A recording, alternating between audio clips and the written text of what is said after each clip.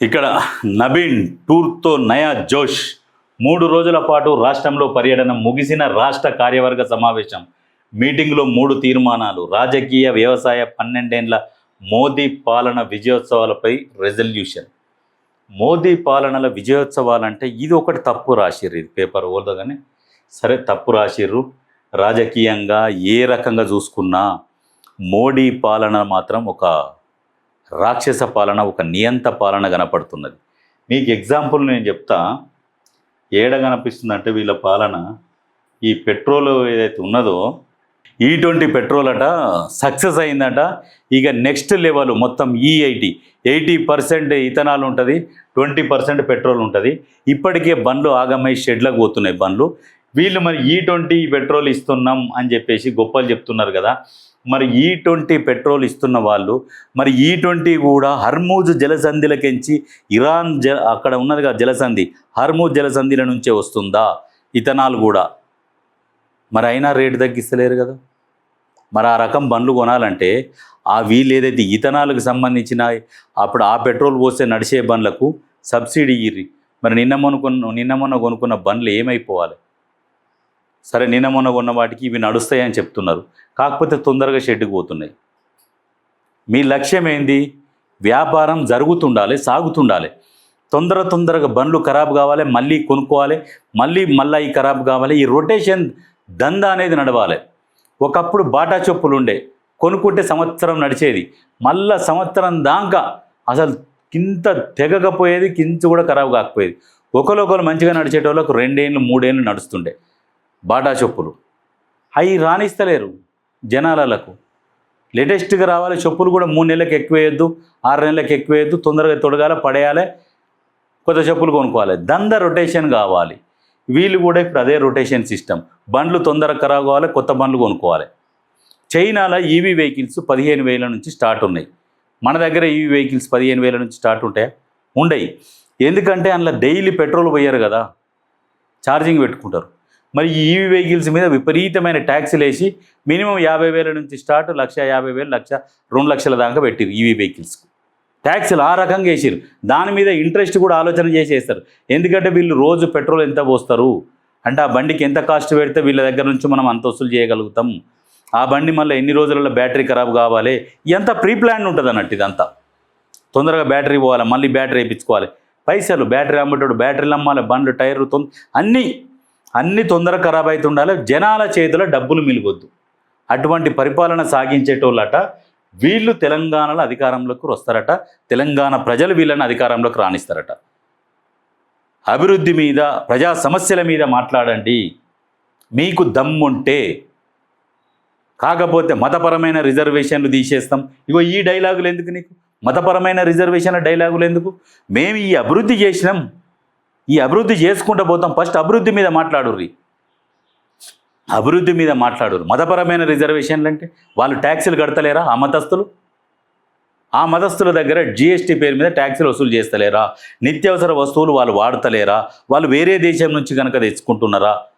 ప్రతి ఒక్కరు ట్యాక్సీ కడుతున్నారు కదా. కాకపోతే కొంతమందికి తెలివి తక్కువ ఉండొచ్చు, కొంతమంది తెలివి ఎక్కువ ఉండొచ్చు, కొంతమంది తప్పులు చేస్తారు, చదువుకోకనో నాలెడ్జ్ లేకనో తప్పులు చేస్తారు. మరి చట్టాలు ఉన్నాయి, చట్టాల ప్రకారం నడిపించుకుంటూ పోవాలి. వాళ్ళ నుంచి వచ్చే ట్యాక్సులు కావాలి మీకు, కానీ వాళ్ళకు మాత్రం రిజర్వేషన్లు వద్దు. న్యాయంగా ఉండాలి దేనికైనా సరే. వాడు ఏ మతమన్నా కానీ న్యాయంగా ఉండాలి. వాళ్ళ నుంచి ట్యాక్సులు వద్దు, వాళ్ళకి రిజర్వేషన్లు వద్దు. పెట్టురు మరి వాళ్ళ నుంచి ట్యాక్సులు కూడా తీసుకోమని చెప్పురి. వాళ్ళకు ఓటక్కి వద్దు, ఏమొద్దు, వాళ్ళ నుంచి ట్యాక్సులు కూడా వసూలు చేయము, వాళ్ళకు రేట్లు కూడా తక్కువకే, ట్యాక్సులు లేకుండానే కొనుక్కోమని చెప్పురి. మరి పెట్రోల్ మీద కూడా ట్యాక్స్ వేయకూరు, వాళ్ళకి రిజర్వేషన్లు వద్దు కదా. అట్లా చెప్పురు. మరి ఏంటంటే ఓట్ల కోసం, ఓటు బ్యాంక్ రాజకీయం కోసం ఇట్లా హిందువులని రెచ్చగొట్టాలి. అరే ఫలానా ముస్లింలను వద్దని చెప్తున్నారు బీజేపీ వాళ్ళు, మనకు ఆ బీజేపీ కావాలి. ఇది ఆ రాజకీయం, చెత్త రాజకీయం ఇది. నీకు దమ్ముంటే వాళ్ళని ఒక గాడిలో పెట్టాలి. పెళ్ళి అయినాక పెండ్లం మొగడు సంసారం అంటే పెండ్లం వింటలేదంటే పెండ్లాన్ని సరైన దారిలో పెట్టుకొని సంసారం చేయించేటోడు మొగడు.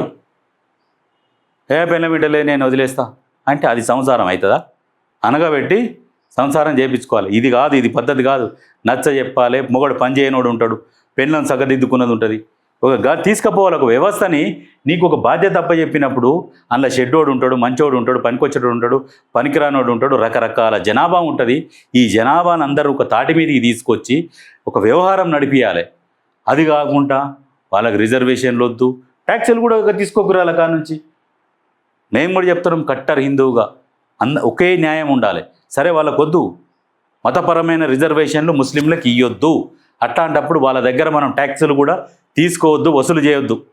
దీని మీద ఉండురు, మరి ఈ స్టాండ్ మీద ఉండురు. ప్రధానంగా ఈ సమస్యలపై రాష్ట్ర ప్రభుత్వంపై బీజేపీ పోరు. తీర్మానాలకు స్టేట్ ఎగ్జిక్యూటివ్ మీటింగ్లో ఆమోదం. ట్రై కార్పొరేషన్లతో పాటు వరంగల్పై ఫోకస్. ఫోకస్ చేసినా ఏం చేసినా మీతోని కాదు, మీ మతతత్వ రాజకీయాలు ఇటువంటి వేస్ట్. చెప్తాడు 2028లో ఇక్కడ కాషాయ జెండా ఎగరడం ఖాయం. రాష్ట్రంలో అంతా వసూళ్ల రాజకీయం 6 గ్యారంటీల్లోనే. మూసీ ప్రాజెక్టు పేరిట భారీగా దోపిడీకి ప్లాన్. ఆల్లేదు సూల్లేదు, అల్లుని పేరు రామలింగం అన్నట్టు. మూసీది ఇంకా డిపిఆర్ రెడీ కాలేదు, ఏమి కాలేదు. దానికి ఏషియన్ డెవలప్మెంట్ బ్యాంక్ నుంచి ఇంకా నిధులు రాలేదు, ఏం రాలేదు. అప్పుడే దాని మీద బట్టగాలు చేస్తున్నాడు. ఇది రాజకీయాలు అంటే ఎట్లుంటాయంటే నిజంగా ప్రజల్లారా, చిత్త రాజకీయాలు ఈ రాజకీయాలు. నీకు చేతనైతే అభివృద్ధి మీద మాట్లాడు. ప్రభుత్వాన్ని ఎట్లా ప్రశ్నించాలంటే ప్రజా సమస్యల మీద ప్రభుత్వాన్ని ప్రశ్నించాలి తప్పితే ఎంతసేపటికి ఇది జరుగుతలేదు. అది జరిగినాక, మూసి పనులు ప్రారంభమైనాక, మూసి పూర్తయినాక దాంట్లో అవినీతి జరిగిందా జరగలేదా అప్పుడు వాటి గురించి మాట్లాడు. అది మొదలు పెట్టక ముందుకే నువ్వు ఈ మాటలు మాట్లాడుతున్నావంటే ఇక మీ విజ్ఞతకే వదిలేయాలి. అది మూసి ప్రక్షాళన జరగొద్దు. మూసి కింద ఉన్న ప్రజలు అట్నే సావాలి దోమలతోని. మీరేమో ఏసీలలో వండాలి. ఒక్కరోజు కిషన్ రెడ్డిని మూసి పక్కన వండమంటే చేతుల కిందాక గ్లౌజులు, కాళ్ళకు గ్లౌజులు, ముఖానికి పెట్టుకున్నాడు, మొత్తం ఓడోమాస్ పెట్టుకొని ఇట్లా వండి జరిసేపు ఇట్లా కదలకుండా ఇట్లా వండి కథం లేచిపోయిండు మూసి దగ్గర. ఆయనకి ఎందుకో పండుకో చేతగాలేదు. మిగతా జనాలేమో ఆగమైపోవాలి. కొంతమందికి ఇబ్బంది కలుగుతుంది. మూసి ప్రక్షాళన జరుగుతున్నప్పుడు, మూసి సుందరీకరణలో భాగంగా కొంతమందికి ఇబ్బంది జరుగుతుంది. ఆ కొంతమందికి కూడా ఇబ్బంది జరగకుండా ప్రభుత్వం చర్యలు తీసుకుంటామని హామీలు కూడా ఇచ్చింది. ఇప్పటికి కూడా మా నుంచి కూడా మేము కూడా రిక్వెస్ట్ చేస్తున్నాం, నిజమైన పేదలు ఎవరైనా ఉంటే అక్కడ వాళ్ళకి న్యాయం చేయండి. డబల్ ఇండ్లు ఉన్నోళ్ళు వచ్చి అక్కడ కబ్జాలు చేసి కట్టుకున్న వాళ్ళకు అస్సలు చేయకుర్రీ. అలా నిర్దాక్షిణంగా కూలగొట్టేసేయండి. అలా 2 ఇండ్లు కాలువలు కట్టుకున్న వాళ్ళు, కబ్జాలు చేసి కట్టుకున్న వాళ్ళు ఉంటారు కదా, కట్టి కూడా వాళ్ళకి ఎవరైనా తమ్మిర్రో వాళ్ళు కొనుక్కున్న వాళ్ళు నిర్దాక్షిణంగా కూలగొట్టరు. నిజమైన పేదలు ఉంటే వాళ్ళకి డబల్ బెడ్రూమ్లు ఇల్లు కట్టి రెక్కనన్నా తీసుకుపోయి, లేకుంటే వాళ్ళు నిజంగా కొనుక్కొని ఆగమైపోతారు. వాళ్ళు భారీ పెట్టుబడి పెట్టారంటే దానికి తగ్గట్టుగా ఏమైనా న్యాయం చేయరు. కానీ కబ్జాలు చేసి డబల్ ఇండ్లు ఉండి అక్కడక్కడనే ఉండి మళ్ళీ అక్కడ కబ్జాలు చేసి కట్టుకున్న వాళ్ళు ఉంటారు కదా, నిర్దాక్షిణంగా కూలగొట్టేసేరు. తెలిసి కావాలని కట్టుకున్న వాళ్ళే, తెలిసి కావాలని కబ్జాలు చేసిన వాళ్ళే కిరాయిల కోసం కట్టుకొని కిరాయిలకు ఇచ్చుకుంటారు వాళ్ళు. అటువంటి వాళ్ళై నిర్దాక్షిణంగా కూలగొట్టేసేరి మూసి ప్రక్షాళనల. వీళ్ళు మాట్లాడతారు బీఆర్ఎస్, కాంగ్రెస్, మజ్లిస్ ముగ్గురు ఒకటేనట. ఎవరు చెప్తారు? ఈయన నవీన్ చెప్తుండు. ముగ్గురు ఒకటేనట. ముగ్గురు ఒకటైతే బీహార్లో మజ్లిస్ ఎట్లా పోటీ చేసింది? యూపీలో ఎట్లా పోటీ చేసింది? బెంగాల్లో ఎట్లా పోటీ చేసింది?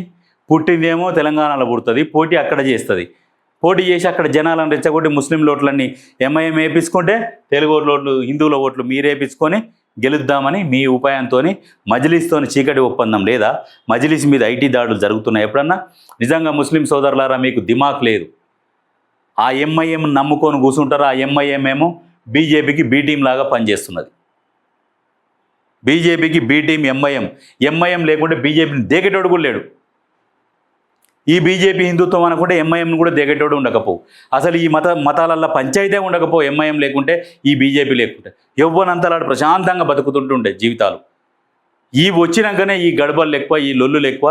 దీంట్లో భాగంగానే ఈ లొల్లులను క్యాచ్ చేసుకొనే ఈ పార్టీలు పుట్టుకొచ్చినాయి. ఈ పార్టీలతోనే ఈ ఆగమాగం అయిపోతుంది. నిజంగా మీరు తెలివితో ఉంటే ముస్లింలు, మీ తెలివితో నుండి మాకెందుకు, మా కుటుంబం మేము చూసుకుంటాం, వాడెవడో గోషిగాడు ఏడబడితే మీకు ఎందుకు రాబోయి? ఆడ మావోడే, ఈడు మావోడే, గోషి నీ దగ్గర లేకుంటే ఆడేమని ఇస్తాడా? అవులాగానే లెక్క చేస్తారు. ఎవ్వంతో ఎందుకు మీ కుటుంబం మీరు చేసుకుంటే బాగుంటుంది. మీరందరూ తెలివి లేక మీరు ఆగమైతుండుకో గిసొంటి వాళ్ళు వచ్చేసి రాజకీయాలను శాసించుకుంటూ పేద ప్రజల మీద పెత్తనం చెలాయించుకుంటూ పేద ప్రజల మీద భారం మోపి నడ్డి విరుచుకుంటా వీళ్ళు రాజ్యమేలుతున్నారు. చదువుకోండి చదువుకోండి, మంచిగా చెప్తున్నాం, ముస్లిం సోదరులకు చెప్తున్నాం, చదువుకోండి, తెలివి పెంచుకోర్రి, రెచ్చగొడితే రెచ్చిపోకుర్రి. రకరకాల మంది రెచ్చగొడతారు. బీజేపీ బి టీం ఎంఐఎం రెచ్చగొడుతుంది. రెచ్చిపోతే ఏం లాభం? కేసులు అయితే ఎవరి కేసులు అవుతాయి? ఎంఐఎం కేసులు కావు, బీజేపీ కేసులు కావు. ఎవరికి అవుతాయి? కొట్లాడుతోనికి అవుతాయి. వాళ్ళ మీద ఎందుకు కావు కేసులు? వాళ్ళు ఎందుకు పోరు జైళ్ళకు?